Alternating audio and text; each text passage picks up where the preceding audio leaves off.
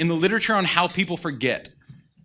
So if I gave you a list of, 100 words, and we all sat here and we memorized 100 words, here's how you would remember it over the next couple days. By the time you went to bed tonight, you'd remember 20-ish. By the end of day 3, you'd remember 2. You'd just be like, yeah, it was words, who cares? Now, if I took those same 100 words and I turned them into pictures, so instead of just saying cat, I gave you a picture of a cat. Here's what your memory would do. Oh. So a little bit better, plus when you go to bed and then wake up, you'll remember almost twice as much when you wake up than when you went to bed the night before. Now, if I take those same 100 words and I weave them into a story. So instead of saying cat, tree, house, I say the cat jumped onto the tree and then fell off onto the house. Watch what happens. Even better. Why would pictures, so this is good, have a discussion, take a minute to talk with the people around you. Why would pictures be better than words?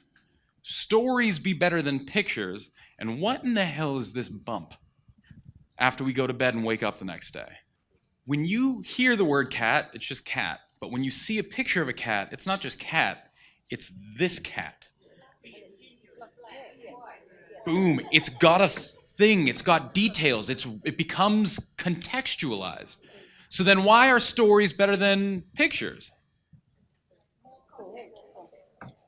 A story has its own built-in context. If I show you a cat, it's this cat on that mat, and you're like, oh yeah, I've seen cats before, that's cute. But if I turn him into a story, now you don't have to worry about anything. The links, all the associations are already there. If you think about it, it's funny. What a story does is you don't remember the facts, you remember the links, and the links then bring back the facts.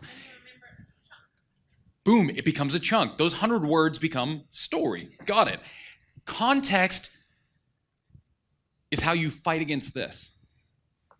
The less context things have, the more I'm just going to categorize it as, yep, that was device. Yep, that was illness. Yep, that was this. And then you start making stuff up because you just live in the category. But context is how you start to create new categories and say, okay, this is different. I have experiences with cats before, but this cat is unique. I don't have a cat jumping on a tree, falling on a house. Never seen that before. Time for a new category. So with that in mind, what is this? This is your new category. What happens when you're asleep? We dream, for the most part, unless you've been drinking too much, you dream.